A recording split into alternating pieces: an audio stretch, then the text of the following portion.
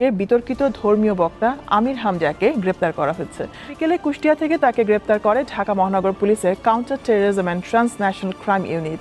আলোচিত ইসলামী বক্তা মুফতি আমির হামজাকে গ্রেফতার করেছে কাউন্টার টেররিজম ইউনিটের একটি টিম। জ্বালানি এবং বিদ্যুৎ প্রতিমন্ত্রী যে লোকটা ইকবাল হাসান মাহমুদ টুকু, একটা নাস্তিক এবং আসনের এমপি মুফতি আমির হামজা, উনি আমাদের ইকবাল হাসান মাহমুদ টুকুকে নাস্তিক বলে অভিহিত করেছেন। জামায়াত এমপি আমির হামজার বিরুদ্ধে শত কোটি টাকার মামলা। আসসালামু আলাইকুম সম্মানিত প্রিয় দর্শক, এবার কিন্তু বিদ্যুৎ এবং জ্বালানি মন্ত্রী ইকবাল হাসান মাহমুদ টুকুকে নিয়ে বিতর্কিত মন্তব্য করে একেবারে হাতে নাতে কিন্তু ফেসে গিয়েছেন আলোচিত বক্তা এবং জামায়াত ইসলাম থেকে দর্শক সদ্য এমপি হওয়া আমির হামজা, যে কিনা কুষ্টিয়া ৩ আসন থেকে দর্শক জামায়াত ইসলামের হয়ে নির্বাচন করে নির্বাচিত হয়েছেন। এমনকি জামায়াত ইসলামের যে ৩০০ জন প্রার্থী ছিল তার মধ্যে সবচাইতে বিতর্কিত প্রার্থী ছিল এই আমির হামজাই, যে নানা সময় দর্শক ওয়াজ মাহফিলে বিতর্কিত মন্তব্য করে সবসময় আলোচনায় থাকতেন। তবে দর্শক এবার কিন্তু নির্বাচিত হওয়ার পর সরকার পক্ষের সরকার দলের এমপি এবং মন্ত্রী বিদ্যুৎ এবং জ্বালানি মন্ত্রী ইকবাল হাসান মাহমুদ টুকুকে নিয়ে দর্শক বিতর্কিত মন্তব্য করে একেবারে কিন্তু এবার হাতানাতে কিন্তু ফেসে গিয়েছেন এই আমির হামজা, যার বিরুদ্ধে দর্শক ১০০ কোটি টাকার মামলা করেছেন বিদ্যুৎ এবং জ্বালানি মন্ত্রী ইকবাল হাসান মাহমুদ টুকু। তবে দর্শক আসলে এই আমির হামজা এই মন্ত্রীকে নিয়ে কি বলেছেন এবং আমির হামজার বিরুদ্ধে কি কি অ্যাকশন নেওয়া হচ্ছে এবং এই ১০০ কোটি টাকার দর্শক মামলায় আমির হামজাকে কি গ্রেপ্তার করা হয়েছে সেটার বিস্তারিত নিয়ে আমরা খুবই গুরুত্বপূর্ণ একটি রিপোর্ট আপনাদের জন্য সামনে হাজির করতে যাচ্ছি আজকে, যেটা দেখলে দর্শক আপনার এই আমির হামজা সম্পর্কে আপনার অভিজ্ঞতাই কিন্তু দর্শক পাল্টে যাবে এবং এই মামলার বিস্তারিত তথ্যগুলি কিন্তু আপনারা এই রিপোর্টটিতে দেখতে পাবেন। তাই আপনার কাছে অনুরোধ থাকবে দর্শক আমাদের আজকের এই খুবই গুরুত্বপূর্ণ রিপোর্টটি একটু স্কিপ না করে একেবারে সম্পূর্ণ দেখবেন, কিন্তু তবে কিন্তু এই সংক্রান্ত বিস্তারিত আপনি তথ্যগুলি জানতে পারবেন। তাহলে চলুন সম্মানিত প্রিয় দর্শক, আগে আপনাকে সেই রিপোর্টটি দেখিয়ে নিয়ে আসি পর্যায়ক্রমে, তারপর এ নিয়ে আরো আলোচনা করব আমরা। জ্বালানি এবং বিদ্যুৎ প্রতিমন্ত্রী যে লোকটা ইকবাল হাসান মাহমুদ টুকু, একটা নাস্তিক এবং ইসলাম বিদ্বেষী, আপাতমস্তক ইসলাম বিদ্বেষী। বিদ্যুৎ ও জ্বালানি মন্ত্রী ইকবাল হাসান মাহমুদ টুকুকে নিয়ে আপত্তিকর ও মানহানিকর মন্তব্য করার অভিযোগে জনপ্রিয় ইসলামী বক্তা এবং বিরোধী দলীয় সংসদ সদস্য মাওলানা আমির হামজার বিরুদ্ধে সিরাজগঞ্জ আদালতে মামলা দায়ের করা হয়েছে। সোমবার ৩০ মার্চ দুপুরে সিরাজগঞ্জ সদর আমলিয়া আদালতের বিচারক সুমন কুমার কর্মকারের আদালতে এই মামলা দায়ের করা হয়। সদর উপজেলা বিএনপির সাবেক সাধারণ সম্পাদক অ্যাডভোকেট নাজমুল ইসলাম এই মামলাটি দায়ের করেন। বিচারক সুমন কুমার কর্মকার মামলাটির শুনানি শেষে আদেশের জন্য অপেক্ষমান রেখেছেন। মামলার বরাত দিয়ে এপিপি হামিদুল ইসলাম দুলাল বলেন, আমির হামজা বিরোধী দলীয় সংসদ সদস্য ও প্রভাবশালী ইসলামী বক্তা। তিনি রাজনৈতিক প্রতিহিংসার কারণে বিদ্যুৎ ও জ্বালানি মন্ত্রী ইকবাল হাসান মাহমুদ টুকুর খ্যাতি ও সুনাম নষ্ট করার উদ্দেশ্যে গেল ২৭ মার্চ কুষ্টিয়া জেলার হাফসাই হরিপুর বড় মসজিদে পবিত্র জুমার নামাজের খুতবা পূর্ব আলোচনায় ইকবাল হাসান মাহমুদ টুকুকে নাস্তিক ও আপাদমস্তক ইসলাম বিদ্বেষী বলে বক্তব্য প্রদান করেন। গত ২৭/৩/২০২৬ তারিখে ইসলামী বক্তা, তথাকথিত ইসলামী বক্তা জুমার খুতবা দেওয়ার সময় আমাদের নেতা বিদ্যুৎ জ্বালানি ও খনিজ সম্পদ মন্ত্রী জনাব ইকবাল হাসান মাহমুদ টুকু সম্পর্কে কটূক্তি করেছেন এবং তিনি তাকে নাস্তিক বলে সম্বোধন করেছেন। আমরা তার এই বক্তব্যের কারণে সারা সিরাজগঞ্জবাসী সহ সারা বাংলাদেশ সংক্ষুব্ধ হয়েছে। আপনারা জানেন ইকবাল হাসান মাহমুদ একজন ঐতিহ্যবাহী পরিবারের সন্তান। ইতিপূর্বে তিনি জেলা পরিষদের চেয়ারম্যান ছিলেন, তারপরে তিনি এমপি ছিলেন এবং এর আগের টার্মে ২০০১ সাল থেকে ২০০৬ সাল পর্যন্ত জ্বালানি ও খনিজ সম্পদ প্রতিমন্ত্রী ছিলেন। বর্তমানে তিনি জ্বালানি ও খনিজ সম্পদ পূর্ণমন্ত্রী হিসেবে দায়িত্ব পালন করছেন। তার পিতা ছিলেন পাকিস্তানের শিল্পমন্ত্রী, কাজেই তিনি একজন ঐতিহ্যবাহী ধার্মিক পরিবারের সন্তান।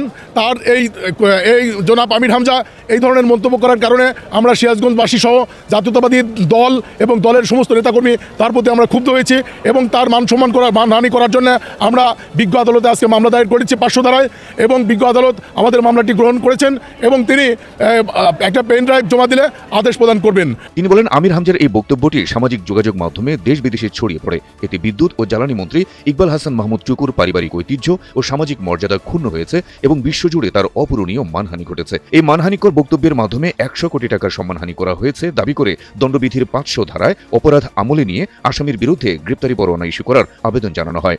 জনাব ইকবাল হাসান মাহমুদ টুকুর বিরুদ্ধে কটূক্তিমূলক বক্তব্য প্রদান করেছে কুষ্টিয়ার সদর আসনের এমপি মুফতি আমির হামজা। উনি আমাদের ইকবাল হাসান মাহমুদ টুকুকে নাস্তিক বলে অভিহিত করেছেন। ইকবাল হাসান মাহমুদ টুকু ভাই শুধু সিরাজগঞ্জের নয়, উনি বাংলাদেশের একজন সুনামধন্য পরিবারের সন্তান এবং পাকিস্তান আমলে ওনার বাবাও ছিল একজন শিল্পমন্ত্রী আব্দুল্লাহ মাহমুদ সাহেব এবং ওনার আব্বা থেকে শুরু করে কর্মজীবনে অনেক মাদ্রাসা, কবরস্থান, মসজিদ, এতিমখানা ওনারা প্রতিষ্ঠিত করেছেন এবং পরিচালনা করছেন। এবং উনি একজন পরহেজগার মানুষ, উনি 5 ওয়াক্ত নামাজ পড়েন এবং উনি কোরআন শরীফ ওনার মুখস্থ।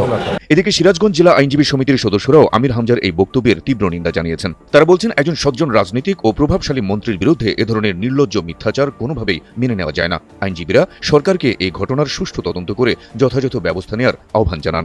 ইকবাল হাসান মাহমুদ টুকু গত 26শে মার্চ উনি একটা বক্তব্য দিয়েছেন, মুক্তিযোদ্ধাদের সম্মানার্থে উনি একটা বক্তব্য প্রদান করছেন। বক্তব্যের পরিপ্রেক্ষিতে কুষ্টিয়ার আমির হামজা সাহেব, মৌলানা সাহেব, ওনাকে নাস্তিক এবং আপাতমস্তক নাস্তিক বলে ওনাকে সম্বোধন করছেন। অথচ উনি ইকবাল হাসান মাহমুদ টুকুর সম্বন্ধে ওনার কোনো জ্ঞান আছে কিনা আমরা বুঝতে পারি না, কারণ উনি ইকবাল হাসান মাহমুদ টুকু হচ্ছে আবেদা মাহমুদ হাফিজা। দর্শক, দুদিন আগে একটি বক্তব্য জামাতের এমপি হওয়া এবং জামাতের এমপি যারা হয়েছেন তাদের মধ্যে সম্ভবত সব থেকে বিতর্কিত ব্যক্তি, যিনি ওয়াজ করে বেড়ান সারা দেশে, এবং ওয়াজ করতে গিয়ে সারা দেশে এহেন কোনো বিতর্কিত কথা নেই যা বলেননি। বলছিলাম আমির হামজার কথা। কুষ্টিয়া 3 আসন সদর থেকে নির্বাচিত হয়েছেন তিনি। কুষ্টিয়া বাংলাদেশের সাংস্কৃতিক রাজধানী, সেই সাংস্কৃতিক রাজধানীতে লালনের দেশে কুষ্টিয়ার ভোটাররা আমির হামজাকে বিজয়ী করেছে। এটা একটা বড় ঘটনা বাংলাদেশের জন্য। সেই আমির হামজা প্রকাশ্যে বর্তমান জ্বালানি বিদ্যুৎ মন্ত্রী ইকবাল মাহমুদ টুকু তাকে নাস্তিক বলেছেন। এবার এই বক্তব্যের জন্য আমির হামজার বিরুদ্ধে একটা মামলা হয়েছে এবং সেই মামলাটা 100 কোটি টাকা ক্ষতিপূরণের মামলা।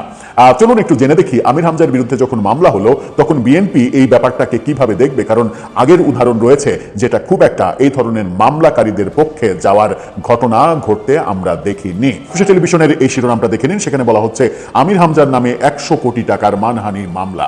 এই নিউজে বলা হচ্ছে সেটা হচ্ছে যে বিদ্যুৎ, জ্বালানি ও খনিজ সম্পদ মন্ত্রী এবং বিএনপির জাতীয় স্থায়ী কমিটির সদস্য ইকবাল হাসান মাহমুদ টুকুকে নাস্তিক ও ইসলাম বিদ্বেষী আখ্যা দিয়ে বক্তব্য দেওয়ায় কুষ্টিয়া 3 আসনের জামাতের আমির হামজার বিরুদ্ধে 100 কোটি টাকার মানহানির মামলা করা হয়েছে।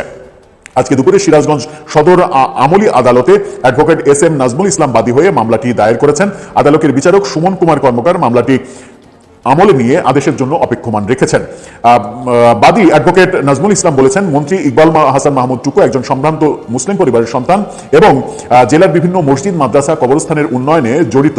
26 মার্চ মুক্তিযোদ্ধাদের সম্মান জানিয়ে দেওয়া বক্তব্যকে কেন্দ্র করে আমির হামজা তাকে নাস্তিক আখ্যা দিয়ে তার মানহানি করেছেন। এই ঘটনায় দণ্ডবিধির 500 ধারায় মামলাটি দায়ের করা হয়েছে। বাদীপক্ষের আইনজীবী অ্যাডভোকেট ইন্দ্রজিৎ সাহা জানান, ইকবাল হাসান মাহমুদ টুকুর পারিবারিক ও রাজনৈতিক পরিচিতি রয়েছে এবং তিনি একাধিকবার মন্ত্রীর দায়িত্ব পালন করেছেন।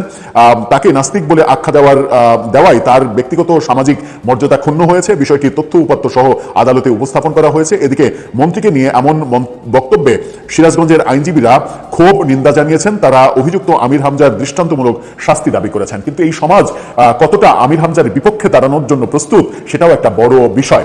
ইকবাল হাসান মাহমুদ চৌধুরীর বিরুদ্ধে যে নাস্তিক বলা, তাকে নাস্তিক বলা এবং এই মামলাটা যখন করা হলো সিরাজগঞ্জে, তখন আমরা যদি একটু পেছনে ফিরে তাকাই, এর আগে মির্জা আব্বাসের নামে যাচ্ছে তাই কথা বলা নাসিরউদ্দিন পাটোয়ারির বিরুদ্ধে ঢাকার একটি আদালতে মামলা করেছিলেন বিএনপির তেজগাঁও অঞ্চলের এক নেতা, এবং সেই মামলা করাই তেজগাঁও অঞ্চলের এই নেতাকে শাস্তির মুখে পড়তে হয়েছিল। তাকে বহিষ্কার করার ঘটনাটাও আমরা দেখেছি। তার মানে হচ্ছে যে বিএনপি নাসিরউদ্দিন পাটোয়ারির বিরুদ্ধে মামলা করে ব্যাপারটাকে উস্কে দেওয়া, ব্যাপারটা নিয়ে জলঘোলা করা, এটা চায়নি। এবার আমির হামজার বিরুদ্ধে, নাসিরউদ্দিন পাটোয়ারি এনসিপির নেতা, আমির হামজা তো জামাতের এমপি, সুতরাং আরো বড় জায়গায় আমির হামজা, তার বিরুদ্ধে যখন এই মামলা হলো তখন সিরাজগঞ্জের এই ব্যক্তির বিরুদ্ধেও নিষেধাজ্ঞা কিংবা শাস্তি নেমে আসে কিনা বিএনপির পক্ষ থেকে, সেটা একটা বড় ব্যাপার। কারণ মামলাটা টুকুর মাধ্যমে করা হয়নি, তার মানে নিজের করা মামলা না, অন্য আরেকজন তার ভক্ত কিংবা সমর্থনকারী তিনি মামলা করেছেন, এবং তিনি যখন মামলা করেছেন আগের নাসিরউদ্দিন পাটোয়ারির বিরুদ্ধে মামলার মতো এবারও তাকে শাস্তির মুখে পড়তে হয় কিনা সেটা একটা বড় ব্যাপার। আর যদি এই মামলাটা আদালত গ্রহণ করে তাহলে আমির হামজা কি 100 কোটি টাকা দিতে বাধ্য হবেন, নাকি তিনি বিভিন্ন ওয়াজ মাহফিলে গিয়ে বলবেন একজন নাস্তিক, একজন মুফতি আলেমের বিরুদ্ধে মামলা করে এত বড় স্পর্ধা কোথায় থেকে পায়? কারণ যারা ওয়াজ করেন তারা সামনে বসে থাকা অসহায় ধর্মপ্রাণ মানুষ, যারা ধর্মের প্রতি অনেক দুর্বল, তাদেরকে ভুল ভাল বুঝিয়ে, তাদেরকে নিজের মতো করে হাদিস কোরআনের ব্যাখ্যা তৈরি করে, মানে তর্জমা একটা জিনিস আর তাফসির নিজের মতো করে ব্যাখ্যা দাঁড় করানোর যে চেষ্টা, তাদের এই ব্যাখ্যা দাঁড় করানোর চেষ্টায় আমরা বহু জায়গায় দেখেছি, এবং সেগুলো করে আবার নতুন করে এই মামলা করার জন্য নতুন করে ইকবাল হাসান মাহমুদ টুকু বিপদে পড়ে যান কিনা সেটাই এখন দেখার বিষয়। এটাও যে জামাতের পক্ষ থেকে কোনো বক্তব্য আসে কিনা, কারণ এখন আর আমির হামজা সাধারণ কোনো ওয়াজি নেই, তিনি একজন সংসদ সদস্য এবং একটি রাজনৈতিক দল প্রধান বিরোধী দলের সংসদ সদস্য। তার কথা বলার সময় অবশ্যই ওইটুকু হুঁশ থাকা উচিত। আমরা জানি যে তিনি বিশ্ববিদ্যালয় থেকে লেখাপড়া করা একজন মানুষ, বিশ্ববিদ্যালয় শিক্ষায় শিক্ষিত একজন মানুষ, মানে গোমূর্খ মানুষ না যেহেতু তিনি, সেহেতু তার ওই কমন সেন্সটুকু থাকা উচিত যে কার সম্পর্কে কি কথা বলা যায় আর যায় না। আর ধর্ম সম্পর্কে তো আমাদের সাধারণ মানুষের চাইতে তাদের মানে ধারণা এবং জানাশোনা অনেক বেশি থাকার কথা, তাদের তো জানা। সম্মানিত দর্শক শ্রোতা, এই আমির হামজা কিন্তু এমপি হওয়ার আগ পর্যন্ত এই দর্শক অনেকবার কিন্তু আলোচনায় এসেছে নানা রকম বিতর্কিত মন্তব্য করে ওয়াজ মাহফিলে।